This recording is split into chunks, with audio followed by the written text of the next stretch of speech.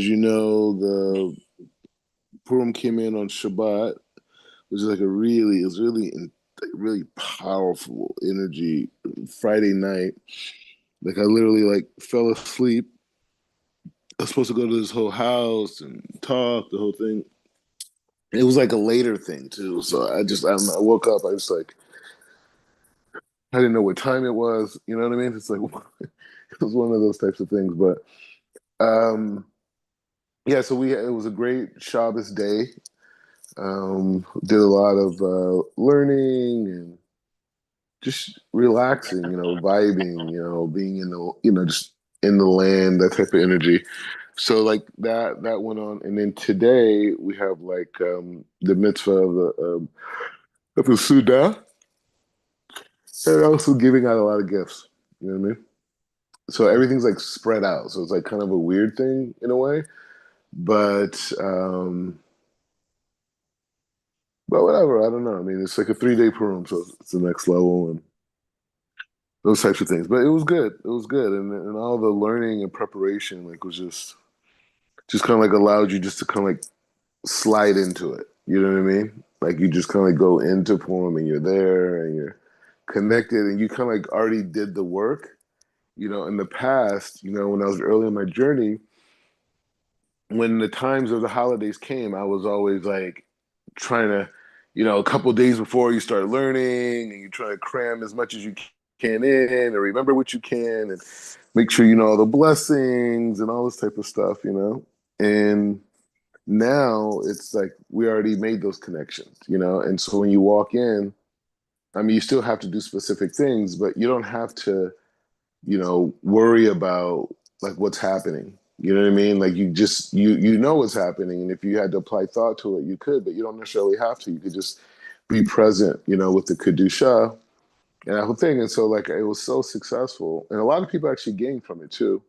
That I'm like really in the mindset of of just keeping everything going. You know what I mean? Meaning that like keeping everything going from the standpoint of now we got to start preparing for Pesach. And really going into that, like, what does it mean? What does it mean for Pesach? Like, what is this consciousness, that we're attempting to, tap into, and what does it start? Because a lot of times, when you think about the greatness of Purim, it's like Purim is such a powerful light, and it's still happening now, right? And you think like, wow, like what an amazing accomplishment! I connected to this energy, right? And the thing is that where is this taking me, right? What's the destination? What's happening, right? And so that's a very important perspective, right? Because it's not about highs and lows. It's not like, oh, you have this really high apex and then you go down and then you got to work your way back up. No, Purim gets us into a level where we can start understanding and connecting to Pesach. Right? Yes, we need to do it. Yes, it's a humongous elevation. Yes, we macabre certain energies, all types of things. But the bigger point is where is it taking you? Right? A lot of times, you see people, they do drugs and it's just like, it's a high, I get it, you know what I mean? But then it's like, then what? Oh, I got to get high again. And that's not the Torah, right? That's not Kedusha, right? We should stay at this level that we're at right now, God willing, for the rest of our lives, right? We should not go underneath this level, right? We should stay at this level for the rest of our lives and then now go into a new era, right? Which is the month of Nisan, right? And Pesach. And you say, oh, wow, Pesach. What a tremendous elevation. I'm out of here. Wow, a whole new reality. And then what do? We have to start understanding the light, right? We have to understand the light that we're receiving, and so that's why the light process of the Omer is a 7 week process, right? And during these 7 weeks, each day of those of each one of those days, we're able to connect to a different aspect of light. Because from Purim, we connected to the 10th Road. Rosh Hashanah, Pesach, we connect to the 10th Road. We connecting all these lights. There's actually a New Year, right? Type of a thing that we're going to be talking about. But the point is just saying it's really starting to focus because it just never stops because we want to keep going higher and higher and higher and higher and higher and higher and higher every year for the rest of our life. We are here to reach levels beyond our imagination of consciousness, of wisdom, of awareness, of organization, a love, of kindness, of forgiveness, mercy, all these attributes. We want to be able, like, we learned by the Ram Call, we want to be able to obtain these things, right? And we want to be a complete person. We don't want to live a life and be like, wow, I wish at the end of a person's life, right? They say, oh, well, you know what? I wish I could have did more Hesed. Oh, I really wish I could have, had more Gevura in my life and not let certain things happen. I wish I would have saw the commonality between Hesed and Gevura in my life, in the frame of Tiferet. I wish I had Netzach. I wish I could endure and persevere, right? Or Hod, I wish I had clairvoyance. Yesod, I was able to bring all things together. Malchut, I wish I could have manifest more, right? So those things, you don't want to be at the end of one's life and say that. And you don't want to live a life of regrets, right? And so, it's really important to just really have that in mind going forward. Like, you know what? I want to bring down these lights. I want to be successful in Torah. I want to complete the purpose of why I'm here. And so God gave us a system of this Hebrew calendar, which we're about to talk about in a second. We're going to start like, Mom, we're going right into the Gemara, right? And we're going to crack open this conversation about Pesach, because one day someone's going to come to you and say, hey, Otino, what's Pesach? What's Pesach? And then you got to say, like, wow, like, how do you answer that question? Because this is the introduction to this idea that the person is going to shape and affect all the other teachings after that, right? So how do you open this conversation about Pesach, right? And so that's what we're going to explore, because all the Torah that we learn together is Torah that we learn in order for you to teach others, and to be able to answer those questions and to be clear on what's going on. Obviously, it's going to take time. You know what I'm saying? We're just not going to go through it one time, one season, and then you're clear. Although you already have a background, you know what I'm saying? So you're not a person without background. That's why we could even talk about you, venturing into that world of sharing with others and teaching others, right? And so, anyways, um, um,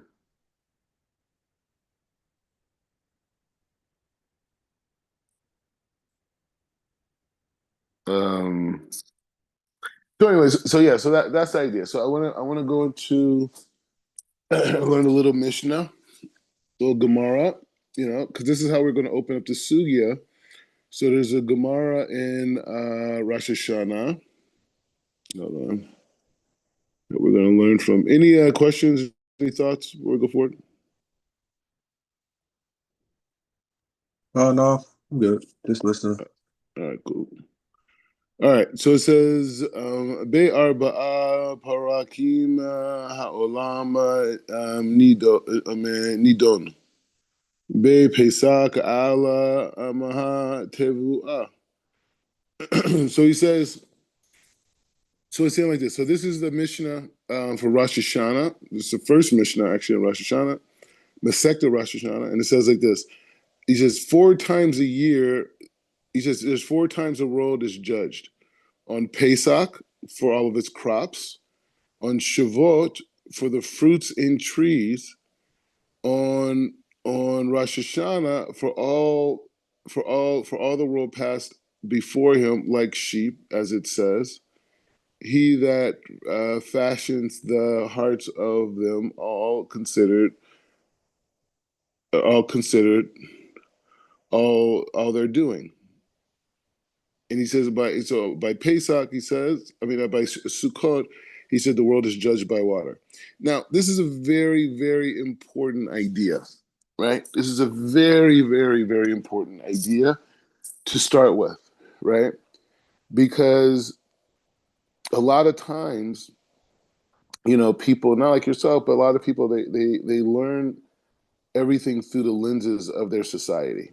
You know what I'm saying?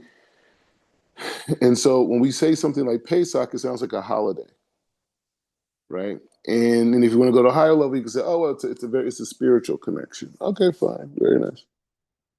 But over here, what we're talking about is the fact that there's certain influences of judgment that come into the world every year, and it affects certain aspects of our life, right? So during the time of Pesach is crops. Now, the thing that's interesting about that is because the famous story about Cain and Abel was that they brought sacrifices to the Creator, right? Adam told them to bring sacrifices. The Midrashim teaches us, and they brought these sacrifices. And so these sacrifices were basically like in the frame of vegetation, right? And so this idea of the sages bring out that day that they brought the korbanos to Hashem was on Pesach, which will later be known as the 15th, the 15th of Nisan, right? Now that's a significant thing, right? Because when we're talking about Pesach, we're not talking about the exodus of Egypt in a standpoint, right? Right now, we're dealing with Pesach only from the standpoint of judgment, right? Judgment on the world, and the same thing by Shavuot, right? Which is the link, right? The link between Pesach and Shavuot, they're linked, right? So the idea is like this.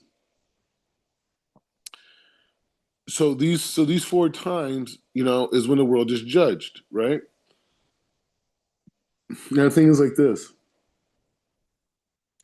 That light that comes in,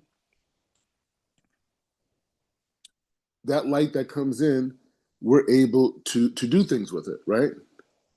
We're able to elevate it, right? So let's keep going. So it's Al Shishana Ha Kachima Ha sorry. Hash Lokina Yotziin Ala Nisan Mifene Ha Pesach. So he says on the 6 month messenger, he says on 6 months messengers go out.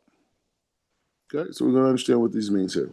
He says on Nisan, because of Pesach, on Av, because of the fast, on Elul, because of Rosh Hashanah, and Tishri to correct for the festivals, and in Kislev because of Hanukkah, and Adar because of Purim.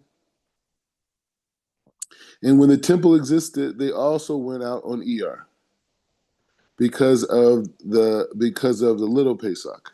He's talking about Pesach Sheni. Okay, so he's breaking down the month, and he's saying that there's different times that messages go out into the world, right? So we learned here that there's four times, right? We skipped a little bit. We could have went back before. Okay, so let's go back just a little bit. I don't know why I started here. Arba'a Rashi Sheni Hem.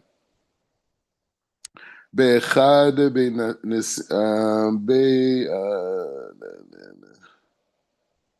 בניסן ראש השנה להקימה ורגלימה. Okay, so he says there's 4 New Years, as you already know this, right? There's 4 New Years. So we're breaking down these times of the month, right? We're understanding that there's 4 times of the month. Pesach is our focus, but I just want to just be in line of the Mishnah, right? Just so we're aware, just clear on everything's being said. So he says there's 4 New Years, right? The first New Year is Nisan, as we know. That's coming up in 14 days, right? It's a New Year's for kings, right? For festivals, right? So this year will be, another, year of different services, like type of thing, right?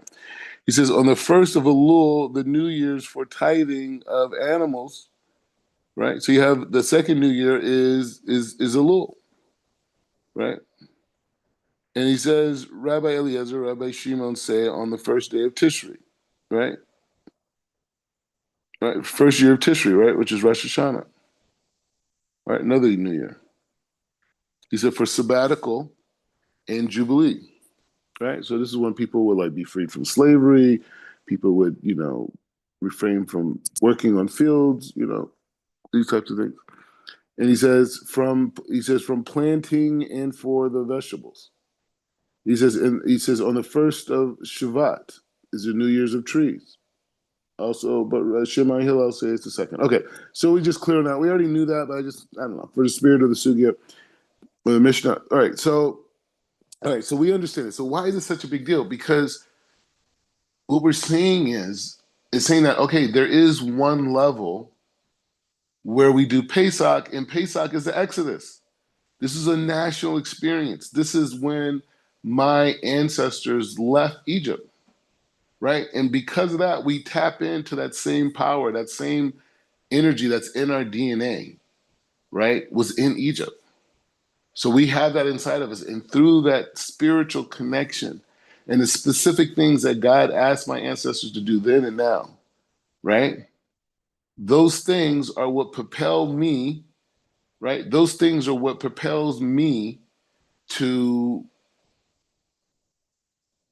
these are the things that propel me to make that supernatural connection, right? But the thing is, what if a person is not a Jew?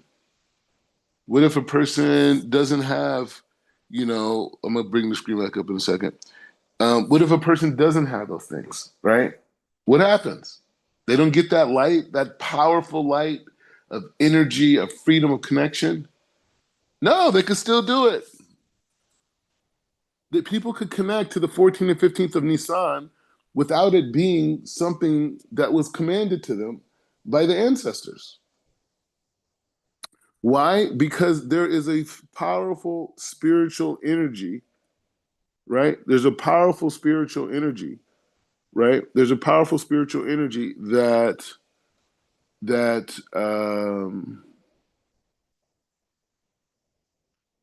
there's a powerful spiritual energy that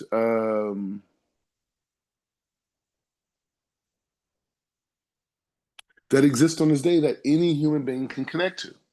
And they don't have to do it because it's the time of the Exodus. Okay, that's a thing that maybe happened, but they could be focused on removing and elevating the energy that exists on this day and the frame of creating a protection, right? For like all the crops in the world, right? You know what I mean? People are suffering around the world because they don't have a proper amount of crops, right? Or say on Shavuot, which, even a non-Jew should, celebrate Shavuot too, right? It was Matan Torah. But even on that day, it's the fruits of the trees, right? So all the fruits in the trees, all the fruits that's going to exist on planet Earth are determined on that day. Rosh Hashanah, another day that a non-Jew can participate in. Why? Because he's being judged. he should be repenting, right? He should be doing this thing. And Sukkot, are the times for the water libations, right? So let's see. The bartender is bringing some points. Hold on.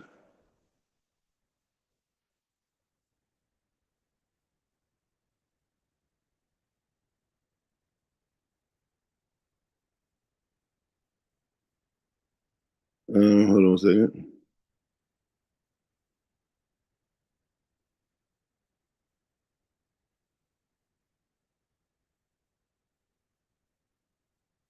Oh, interesting. All right, so it says Be Pesach al Tevua. So he says like this. She says, since the Torah stated in Leviticus, right? Since the Torah stated in Leviticus chapter 23, verse 10, bring me the Omer on Pesach in order that I may bless you with grain in the field. And he says, from here we know that on Pesach grain is judged. So that just answers that question, right? So grain is judged. So he says, and he says, as the Torah states in Leviticus, he says, bring more than 2 loaves on Shavuot. He says, in order that I may bless you in the fruit trees that we call wheat, that I mean, the fruit of the cheese, and wheat is called the tree by the All Merciful, as is written in Genesis. The tree of, he says, the tree of knowledge of good and bad, according to one that eats the tree first. Okay. All right. So anyway, all right. So this is an interesting point. It's a little bit choppy, but I'll explain. So he's saying like this. So this whole idea, what's interesting about doing this time. So on Shavuot, we know that all the fruits in the world are going to be judged, right? This type of a thing. Everything that grows from the trees, right? And so, but on that day, they would bring 2 loaves of bread, right? So how does 2 loaves of bread connect to these trees, the fruits of the trees, right? They said because during the time of Adam, the bread used to grow from trees. Like bread used to be produced by trees. And so when Adam and Chava fell, this is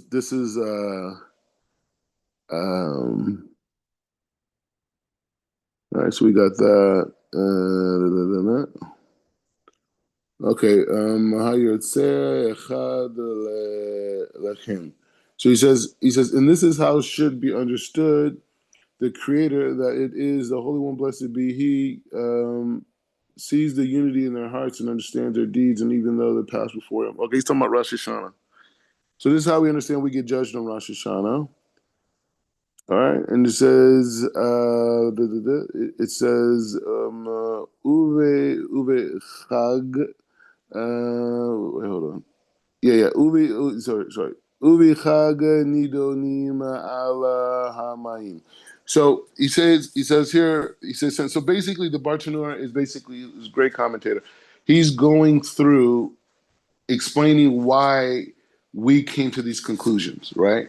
That we came to the conclusion that on this day, on Pesach, grain is judged, right? We learn that through the counting of the Omer. The counting of the Omer is connected to that, right? And then we learn that, the day of fruits, right? All the fruits are judged, Shavuot, right? Right? How do we learn that? Hey, we could trace it all the way back to Adam, right? And then, Rosh Hashanah, pretty much speaks for itself. And then you have Sukkot, right? Hold on, let's see what else they got here.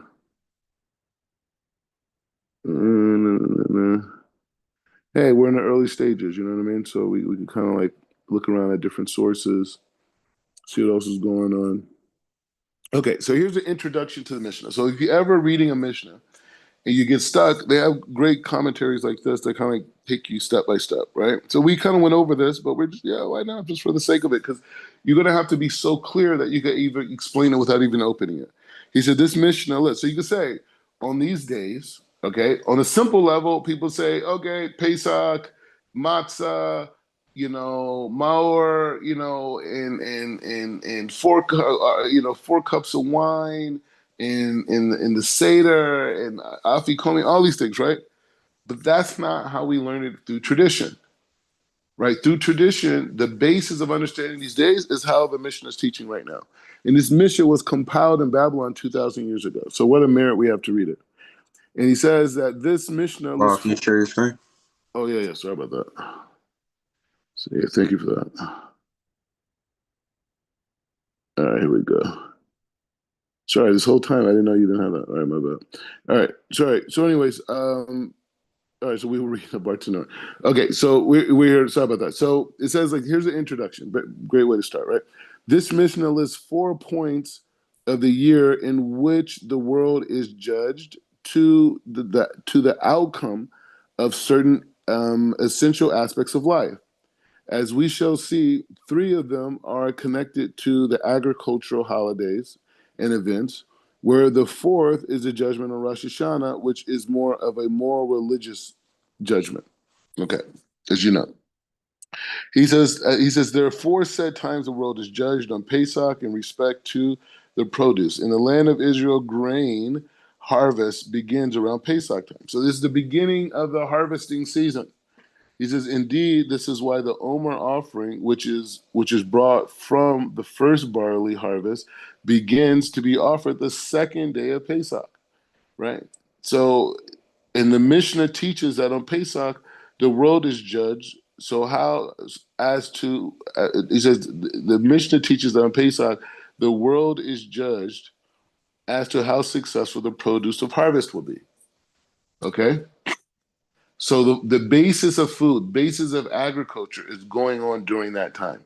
So back in the day, me and you would have had farms, right? And so the whole spiritual component of all the produce that we create for our families or trade is determined on Pesach, right? So that's a new way of understanding this concept of Pesach, right? That this is part of the living system. This is God is taking an element of creation, right? Like, think about how amazing this is. God is isolating certain aspects of creation, and He's bringing a certain type of a judgment, right? Meaning, when we say judgment in this frame, we're not saying judgment as you did something bad and you're going to be judged, but saying that it's a time where nothing's set in stone, right? Where nothing is set in stone, and is only potential, and how you address it, how you deal with it, determines what that outcome's going to be, right? So let's keep going. She says, on Shavuot, in respect to the fruit of the trees of Shavuot, he says, on Shavuot, the harvest of the fruit in the tree begins. Specifically, this seems to be when grapes begin to ripen. He says, hint, according to the rabbis, this is this.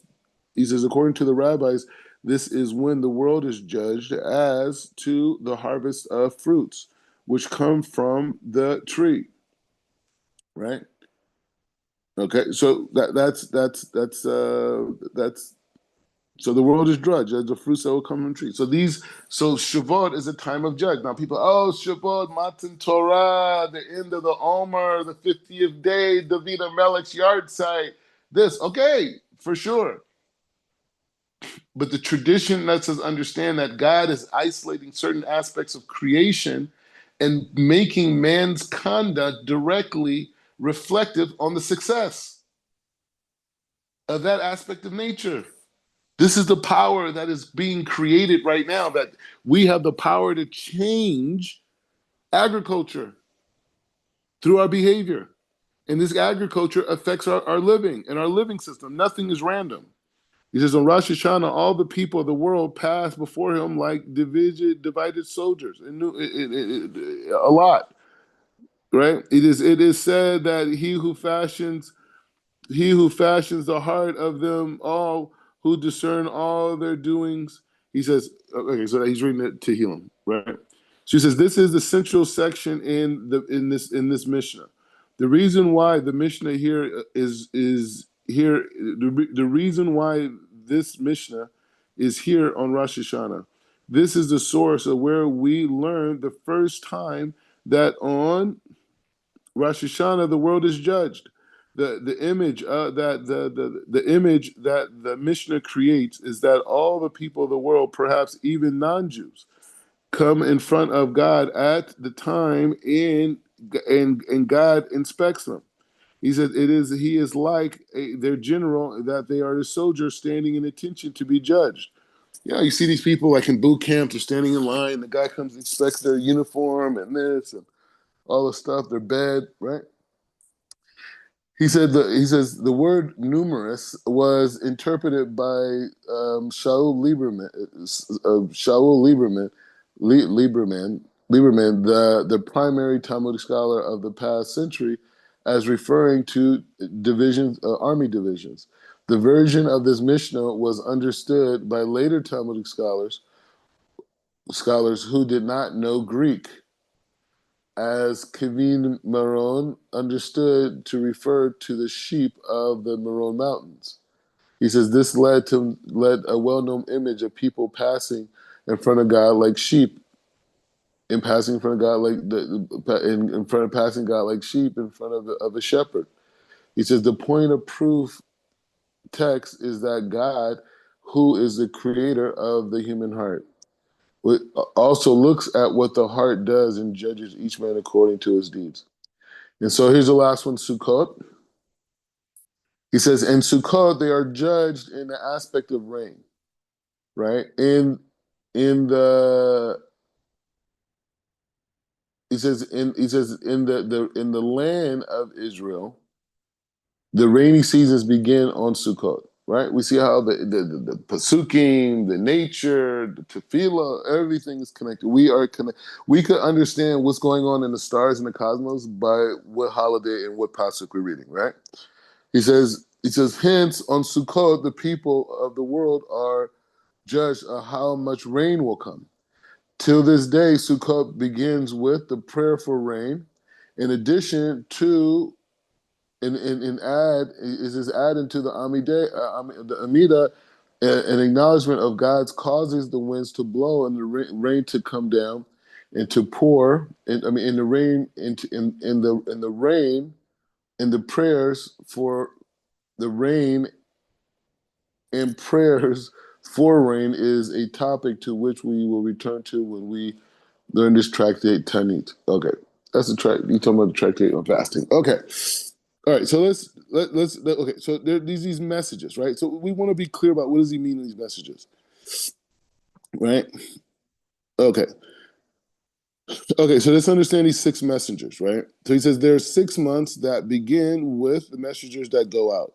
Nisan because of Pesach, Av because of Elul, Av because of the fast, Elul because of Rosh Hashanah, Tishri because of the festivals, Rosh Hashanah, Yom Kippur. The Kislev because of Hanukkah, Adar because of Purim, and the temple stood, and they used to go out and report ER because of Pesach Katan. Okay. So he says, in order to know what holidays would fall on, people would need to know to what previous month had begun. This would be simple for those living in and near Jerusalem because they could immediately find out whether the court has decreed the 30 days of the previous month have been Rosh Chodesh. Our Mishnah, our Mishnah teaches that they used to send out messengers from Jerusalem. They used to send out messengers from Jerusalem so that people would live further away would find out when Rosh Hashanah had been decreed. Rosh Chodesh had been decreed. However, they did not send these messengers out every month for the year, only on the months which contain holidays. He says most of the Mishnah is self-explanatory. Note the messengers did not need to go out for Shavuot because once one knew when Pesach fell, the date of Shavuot is known automatically. Section 2 refers to the fast of of Tisha B'Av, the ninth of Av, right? The third section's messengers on Elul will go out to be able to celebrate Rosh Hashanah on the 13th of Elul, unless the day turned to be Tishri, and they would celebrate Rosh Hashanah on the sixth day as well, less Elul 30 days. The fourth section, the Tishri, he says the Tishri messengers would go out so that people would know when Yom Kippur and Sukkot fell. He says section 7, Pesach Sheni. He says with a second chance where people were able to do offerings. We're not able to do it at first. See Numbers chapter 9. He says and after 9 and 10. Chapter 9 verses 10, 11. And he says and after the destruction of the temple, this holiday lost practical relevance, right? So Pesach Sheni, he said it was a much bigger deal during the time of the temple. He says we should know that by noting that when the temple stood, messengers went out for Pesach Sheni and the Mishnah, also teaching for that all the rest of the holidays and messengers still went out after the destruction of the temple. Only Pesach Sheni lost his relevance. Very interesting, right? Why did it lose its relevance? I don't know. We'll figure it out. I don't know. But either way, the point he's just saying like this is to say that like it kind of gives a pretty good understanding of that particular Mishnah, right? And so and so and so anyway, so that's the thought. Any thoughts on that before we go forward? Yeah, I was kind of thinking just two points. The first one is talking about Shavuot and how it's a time for the fruit of the tree, and going to Devarim, where it talks, it brings the comparison of man being like a field, tree of the field. Um, what is that connection? Like, what can we gain from that? I think I've asked you this before. I think you explained it, but if you don't mind kind of making that connection again. What are you saying are you saying on Shavuot? Right. Yeah, I'm sure with it being the time for, the judgment fruit of the tree, how does that relate to man? Obviously we get Matan Torah, but like what's a connection I can make with it? Yeah, so sometimes man is referred to as a tree, Hmm. right? So there's an aspect of man and tree. There's a verse I can't off the top of my head. I just can't remember the verse, but there's a verse that describes man as being a tree, and so that's the connection over there. But the thing is, on Shavuot, the connection there is the dynamic of the fruits of the tree, and the fruits of the tree are the fruits of the tree are the fruits of the tree are connected to um, the fruits of the tree are connected to the first tree that was in Gan Eden or during the time of Adam that actually grew bread, right? And so the idea is the original man during the time of Adam, and even the consciousness of the original tree that used to grow um, fruits or whatever, and to be able this. I mean, there's a lot of deep stuff like in terms of like reversing the reasons why man had to toil for labor, right? Because that's how the toiling aspect came from. Now man would have to make bread by the sweat of his brow. You know what I'm saying? So it's like this type of this toiling didn't necessarily exist before, and but on the most focused level on just the holiday itself is that this is the holiday that all the fruits that will exist in the world, will be judged. Did I answer your question? Yeah.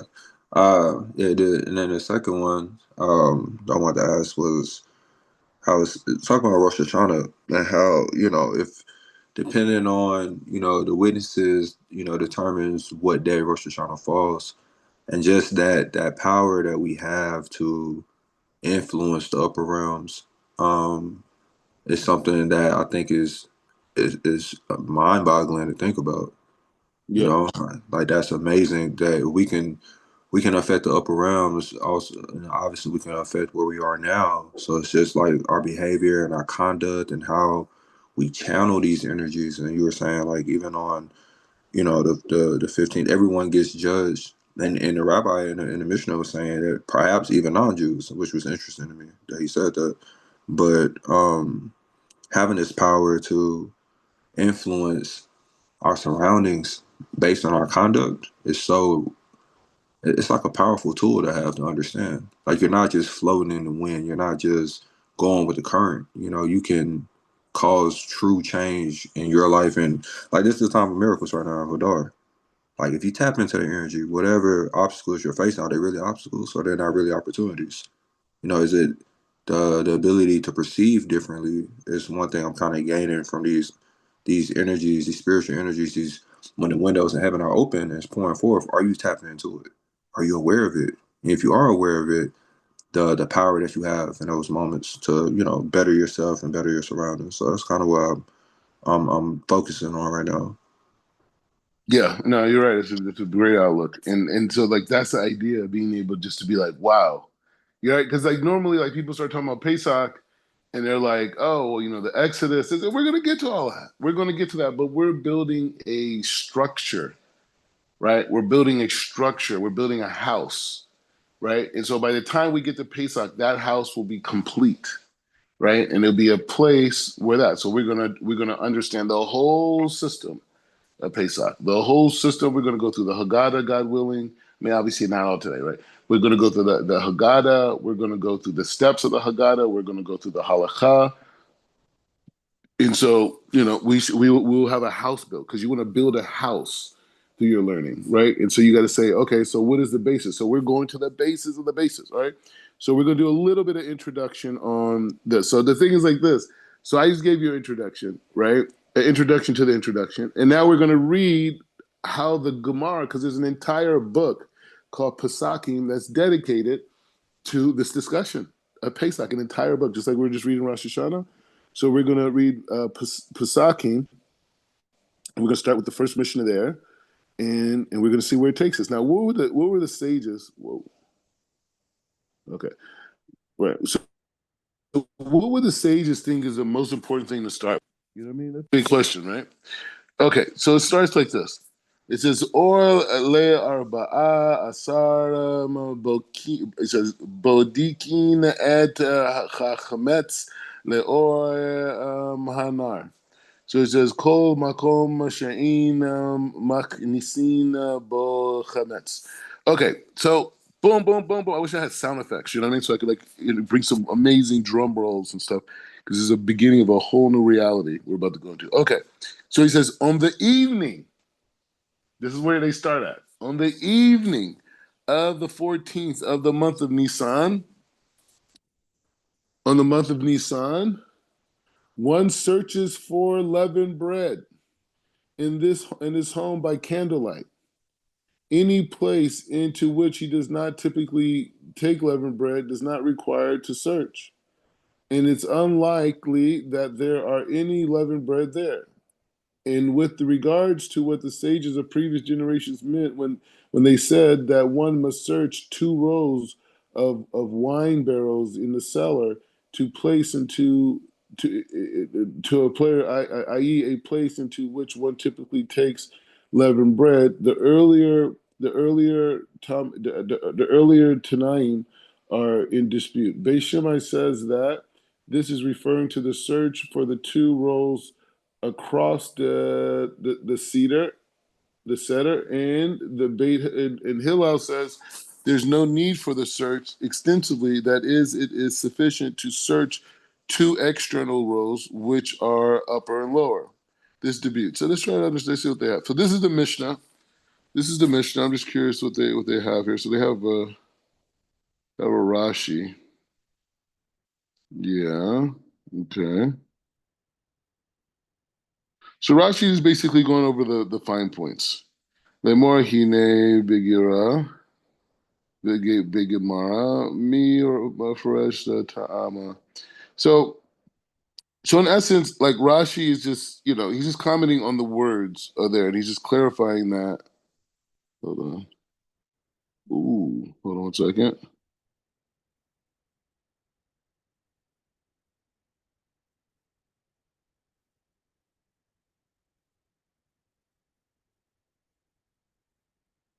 I'm just seeing his commentary by the Orachaim, see if it's relevant.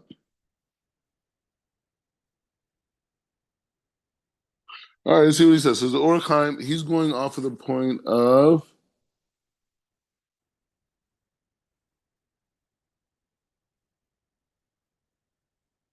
So he's saying oh the Yirtze ad derech Romanu kinar mitzvah veha Torah. So he's explaining this. He says the meaning of the expression le chalet by him. He says one may be related to the verse in Proverbs that says ki ner mitzvot ve Torah, or so he says like this, that the single commandment is that a lamp where the Torah in its entirely is compared to the light with the capital L.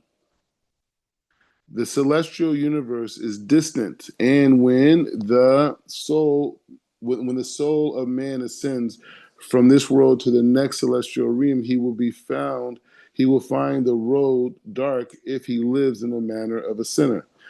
So okay, so what Orkheim is doing right now, he's given a kind of like a spiritual understanding of this idea of searching for the chametz in the house the day before. And what he's saying is that this light is like the Torah. This candle that you're holding is like the Torah.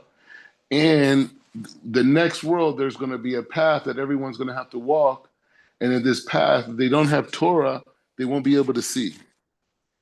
Right? So he says the celestial universe is distance. And when the soul ascends from this world to the celestial realm, he finds the road dark if he lives in the life of a sinner. On the other hand, if the person lives a life filled with mitzvah, right? right? Performances, the commandments, it performs the commandments. He performed will light up the way between this world and the celestial realm. We have a verse in Psalms 119:04. He says, "Your word is a lamp at my feet, at my a light a light for my path," expressing similar sentiments. What the people who read a lot of Psalms, they said was meant by the lamp and the light possess features not shared by the other. The advantage of the lamp is that it is a source of light. It is close to the person holding it. This is why our sages of Pesachim insist that they search for the 11 things on the evening prior to Passover must be conducted in the presence of a lamp. A at night when there is no light. The lamp's advantage is that it illuminates all the dark corners in the room. Something the brightest natural daylight fails to do. He says, on the other hand, the light possessed a great advantage compared to a lamp, as it enables one to see from a great distance. This is why David said that the performance of God's commandment resulting in two benefits to a person's performing them. One, he will be able to see what is nearby, ner levaragili. She says, and he says, and the lamps are at my feet. At the same time, it also provides light increasingly the ability to see for a long distance away. So that's an interesting point. If you're comparing the lamp to the Torah, or the candle, whatever, to the Torah, he's saying like this.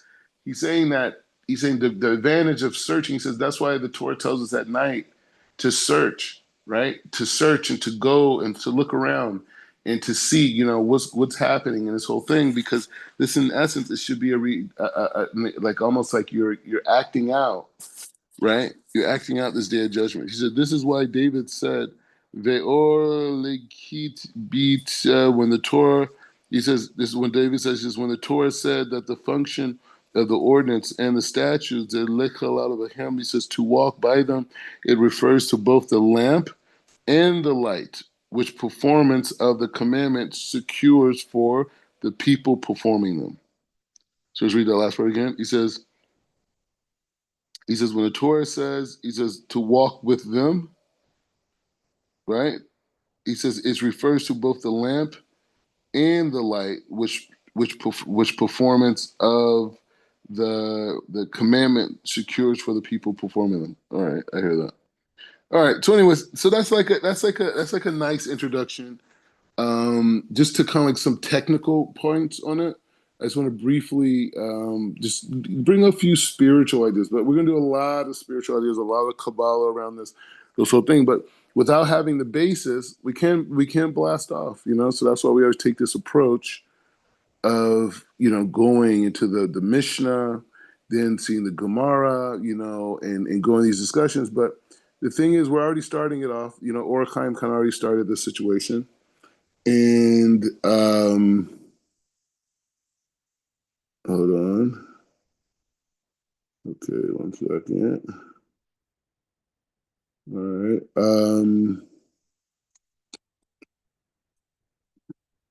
There's a few brief ideas. We're not going so deep right now because we don't want to go too long, but we're in a game, you know what I mean? But we're already starting that process. It's like nonstop learning, huh? Hold on, I'm looking for this.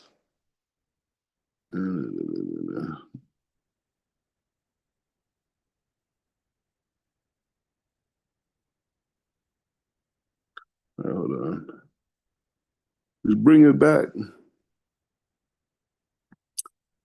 All right, hold on. Yeah, so we got to be clear on stuff. Okay, sorry. So it's a little bit, Lakuta Etzot, this is nice, Rabbi Nachman. It's not too deep, just like some brief statements. But the thing is, we want to be able to learn Pesach, not just as Pesach as an event, but we want to understand Pesach as this experience that extends from Purim, right? Where we're at right now. We want to see the continuation of how one light brings to another light, right? So we want to see that. So with that being said, when we look at the holiday of Pesach, we have to see Pesach and Shavuot as one big holiday, right? And it's a very powerful set of holidays because Pesach is a time where we connect to in essence God from a communal standpoint, right? Like everyone's at the Seder table, everyone's there, this whole thing, blah blah blah, and then after we make this supernatural connection to God, right, which is basically acknowledging that we have this influence over the physical reality, right? That's the idea, right? We have the power to influence the physical reality, right? And so that is what the Yam Suf is. That is what the Seder is. So if we have the power to influence the physical reality, how does that work? Now the whole ball game changes, right? Right? The whole ball game changes because now that we've elevated to this level, now we have this special, unique power, and so now we have a new set of challenges, which is now if we can change reality. Oh, so now this is what you got to deal with. All the crops, everything that you will experience for this entire year, your behavior determines that. All the fruits that are going to happen for the whole year, your behavior determines that. All the judgment, your livelihood, how much money you make, how much happiness you're going to have, everything is determined on Rosh Hashanah. The water that you're going to have, all the water in the world, the purified water is that. Just imagine the people in certain parts of Michigan understood this power, right, that exists during these times to fix the situation with the waters in the heavens, right? So we want to be able to see that and connect to that outer space reality. So during Pesach, what do we learn? We learn how to connect to God during this jubilant, exciting period, right? So that's a connection to God. But then we go through these 49 days of judgment, right? Or we call the counting of the Omer, where we express this power over reality, right? So we want to remove the judgment, right? We want to remove that judgment during that time. But the point is, we learn that even when you're being judged, even if you're in the process of mourning, right? Some people have the minhag of really acting out this idea of mourning, right? Right? And so that dynamic, right? That dynamic of that dynamic of of going through sadness, of going through a broken heart, of being disappointed, that's also a connection to God. And so we learn that through the Omer. We think, oh, I'm connected to God. How do you know? I feel great. That's how I know I'm connected to Hashem. I feel amazing. I'm empowered. I'm in Pesach. I'm so excited. I have lachaims and and I'm dancing and the music's going. I feel great. I'm so connected to Rabbanu Shalom, right? No, no, that is a connection. Don't get me wrong. Crazy wild partying is also a connection. I get it. Fasting, there's a connection. But but but what about when it's not exciting? What about when you're mourning? Is God not there anymore? God's not there. You're mourning. You're upset. You're sad. You're broken. God's not there, right? Is that what you're trying to tell me? No, no, no. We learned through Pesach. He is there. He is there. He is there. We learned that during Purim. He is there. Everything is turned against us. It is there. And then you have this dynamic of Shavuot, which is a time where we pretty much focus on learning. Right? Everyone's learning. Shavuot, everyone's learning. Right? Shavuot day, Shavuot night, Shavuot day. Right? Learning is also a connection to Hashem. Right? So we build this powerful relationship with God through this process of Pesach to Shavuot. Right? Where we learn that we connect to Hashem through excitement, through the Seder, through freedom. We connect to Hashem even when we're mourning and we're going through difficulty or when we're trying to remove judgment, right?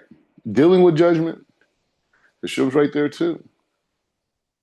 When we go out and we learn Torah, we're doing that. That's all the building process that we're getting through this process of Shavuot, from Pesach to Shavuot. So let's learn a little bit of Rabbi Nachman on this. It says Moed Hashem Nisan Pesach. Okay, let's go. Pesach, let's go. Ya'im Nasim Mehem Yamei Teshuvah Kemod Tishrei. Okay, he said the days of Nisan are days of repentance like those of Tishrei. Nisan hu bechina tekun habarit. So he says like this: the Nisan embodies the concept of tikkun habrit, guarding the holy covenant. Right? We're talking about the male reproductive organ. Right? So this aspect of that. So let's just understand what that means. And this is something Chief Rabbi Pinchas used to talk about a lot in his shir. When we're in Israel, he used to talk a lot about this idea of the connection between the male reproductive organ and that aspect of the circumcision, and how that part of the male reproductive organ is connected to a person's dot. Okay? So our dot, what is dot, right? What is the concept of that? Okay, people say dot is knowledge, this, whatever. But how does it express itself? How does your dot express itself, right? Dot is the dynamic of being able to differentiate. Baruch HaMavdil bin Kodesh L'Kol, right? Being able to separate light from darkness, right?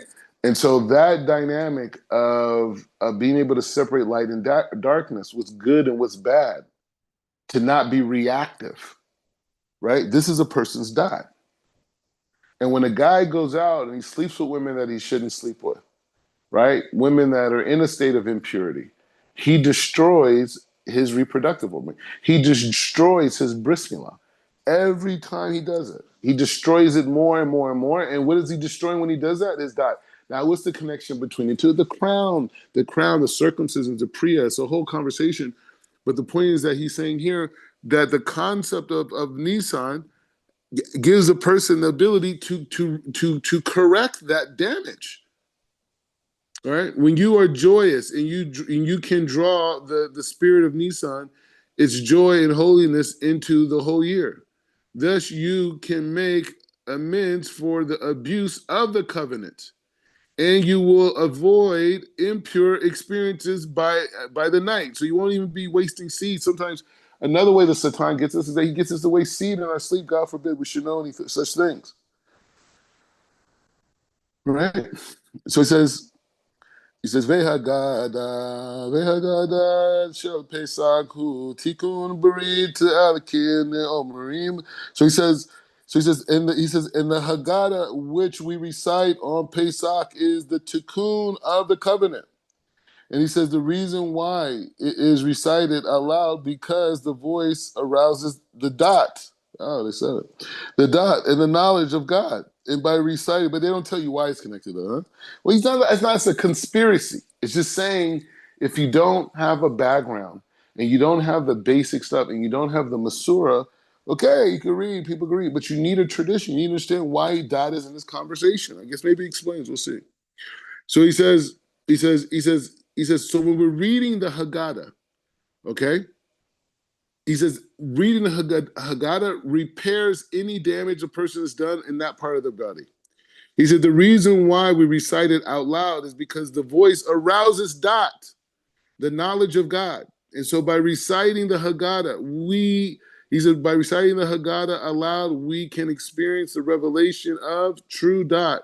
Dot is itself the essence of redemption because the exile in Egypt came about through the abuses of the Holy Covenant, right? Because this is why we got messed up to begin with.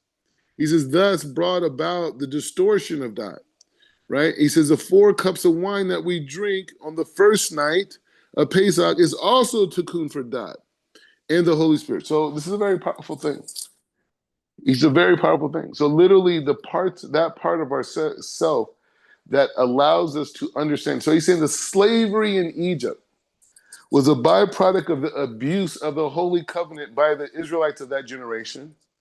And when they were abusing that part of their body, their dot, right? See, bro, I didn't even read the whole thing, bro. I'm just letting you know, like this is the Masorah. The dot that comes out of that's connected, that aspect of the peeling back of the crown, which is the foreskin, creates a crown, a yud, right? And this is something Rabbi Pinchas talks about a lot. He talked about the idea of Shaddai, right? We even refer to Rabbi Shaddai, Rabbi Pinchas, Chief Rabbi Pinchas is Rabbi Shaddai, when he's teaching and things like this, right? He's in a different level. And so the thing is that if you remove the Yud, you have Shin Dalet, which is a shade, which is not like a real people. It's like almost like a demonic character. You understand? And this is what we're up against. The people don't have proper circumcisions. Do you understand? They don't have proper circumcisions. They've been destroying themselves by just illicit sex. So most of the people we're dealing with have demonic qualities connected to them if they haven't been learning Torah. If they have not been learning real Torah, bro, they're holding by Shin Dalet. And the only way to fix it is by doing a proper bris milah, which is basic for them, most of them just drawing blood because they already have foreskin removed, and then learning the proper mitzvot. It doesn't have to be in that order. They can learn the mitzvot first, and then they go eventually do it, just like Abraham, right? Abraham, you know, learned he was connected to God. God spoke it to him. But it wasn't until he removed or opened that connection to that foreskin, he was able to elevate to unbelievable levels. He says, so he's saying here, he said, dot in itself is the essence of redemption. Because the exile was caused through the abuse of the covenant, which brought about a distorted dot. And he says also the wines are doing that. So when a person is thinking that, now the thing is, guys like yourself, guys like myself, we've been married, right? So we're not necessarily out doing illicit sex and these types of things, right? And I personally have done a lot of tikkunim, right? Just from mistakes that I made in the past and these types of things, through ignorance. But I would say that, it's also important to correct even the past life, right? The past life should also be in mind and say, like, hey, you know what? Maybe my past life, I made mistakes, or maybe when I was really young, right? Before I came into Kedusha, right? So it's important to think about the correction of that. Pesach or Akin. Okay, so he says, when you pray on Pesach, you should cry out loud. All right, so let's read a little bit about the Omer, just to have it like the system. People separate them. Oh, Pesach, the Omer. And everyone's rushing. Everyone's always rushing around the last few days. Okay, what do we got to do? Okay, blah, blah. And then the Pesach comes and everybody's like, Pesach, da, da, da, da, da, da. There's a whole thing, the Seder, buying food, this whole craziness. And then you get, and Pesach, and then you're already back in the Omer. Most people even forget the Omer sometimes, or the second night, right? So what is the point? All right, so let's do this. He says, so it says, Sefria Veshavuot. Sorry. He says, so basically the counting of the Omer, right? He says, El Yadei Simchat Purim Simcha Purim Bebe Hakamat Kaf Veri Kunim. So he says like this. So he says, through the joy that we have in Purim, connecting everything, clapping our hands and dancing, we are enabled to feel the mitzvah of the counting of the Omer properly. What? How do you connect the dancing on Purim and the laughing and the drinking, the excitement of Purim? How do you connect it to the counting of the Omer? Please explain to me, Rabbi Nachman. So he says, then we are ready to receive the Torah on Sukkot, and both revealed the hidden Torah.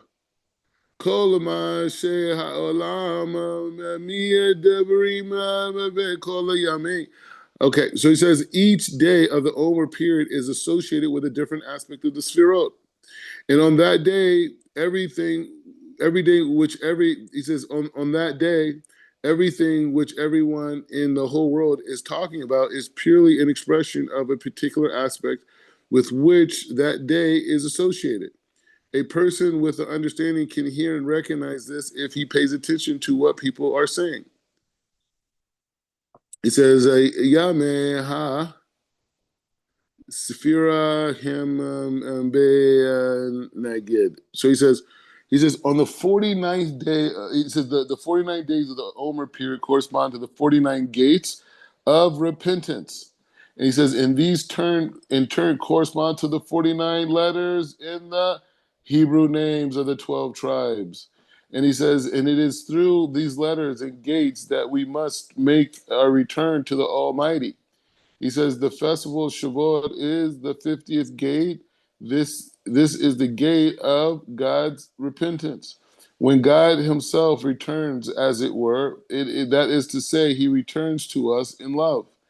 And it is possible to reach these levels, these gates, and open up by reciting the Psalms.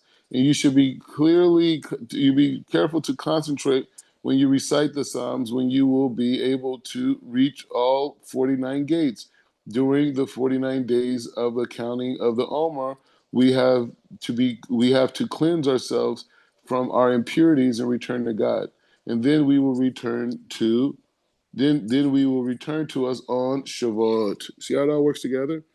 Tevila tahami kavea betshushu oduhu chesed elyon. He says when we immerse in the mikvah on Sukkot, we are connecting with the highest levels of God's kindness and abundant mercy, that we can attain awesome levels of perception of God. Wow. He says the illumination which radiates on the Shavuot is supremely exalted level of divine wisdom, fine, suitable in the extreme. Wisdom is in itself the expression of God's kindness and mercy. For love is bound up with wisdom and perception, and it is explained elsewhere. It is a wonderful thing to experience the holiness of Shavuot, in particular the mikvah of Shavuot, the mikvah of the 50th gate, which becomes the wellspring of holiness and the purity of Israel. And so it says, he says, "Bet Shavuot mikabeli ma'ave Torah." So he says, the Shavuot is the season of receiving the Torah. It is a time of new vitality,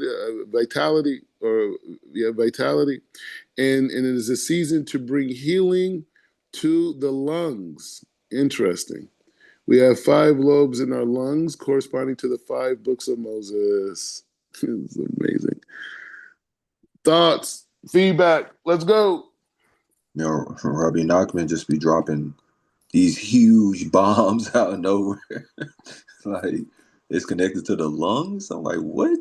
Like that's something I've never heard before. That's all I'm trying to tap into. I'm trying to have the lungs healthy. I'm trying to have my breathing right, Rob. You know, Exactly. try Get to that breathe in the right get air.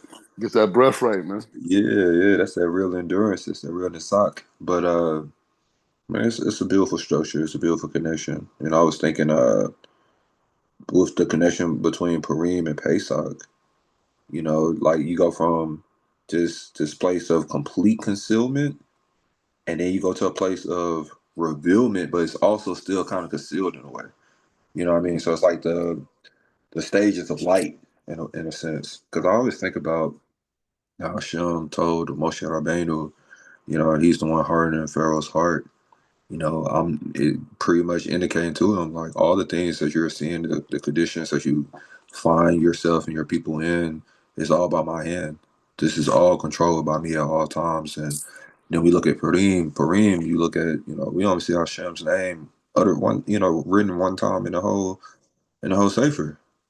So it's like this concealment, but at the same time Hashem's controlling all things. And he's guiding us and leading us at all times. There's never any separation whatsoever, you know. And it's like even like the darkness is what's needed to elevate you and bring you to that light. You have to go through these stages, these 49 gates. You have to go through them.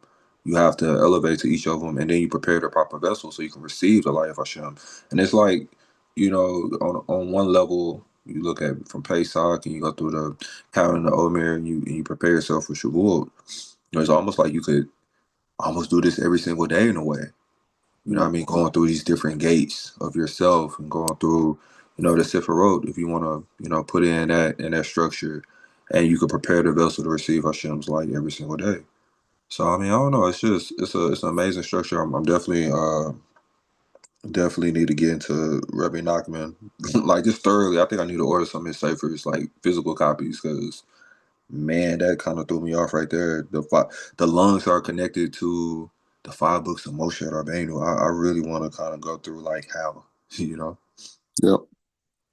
You got it. Now, let me ask this. Do you think it would be good to invite your buddy and his wife to your place for Pesach? Uh, I think that could be because I talk to him pretty much like every day. They start going out last week. You know what I mean? Like just dinner, just small stuff. So Nice. he's back to traveling with his business, but when he leaves, you make sure like his in-laws come in town to stay with his wife, so she's not alone. So yeah, maybe that might be a good thing actually, for And then, sure. and then maybe I'm sure your mom probably want to come too. Yeah, my mom, she's into everything. I remember we had a few years ago. We kept a Shabbat together, and she loved it.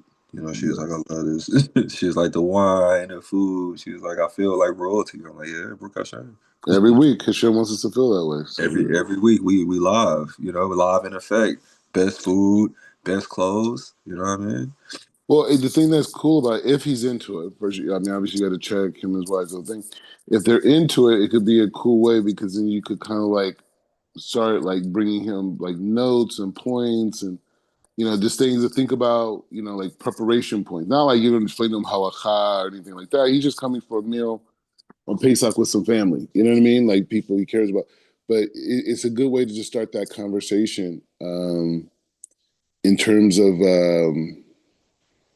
just the consciousness of the meal, right? So the things that you learn, you could just start transmitting that idea, just that because it's a good opportunity, just to bring ideas to people, and get used to doing that, and it's kind of easier with friends and family. You know what I mean? Mhm. Anyways, we'll get there. We got time. We got probably what 28 days now, 28, 29 days to prepare. So we got to get to it. All right. Anyway, so we'll continue on. I'll see maybe even something later tonight because I wasn't able really. I'm not gonna be able to do too much after right now because I have to go and like do things for Pesach and I have to go to a meal. I have to drop off some gifts. You know what I mean? That type of stuff. So perhaps we could do this evening, but worst case scenario, we won't, and we'll just continue on tomorrow.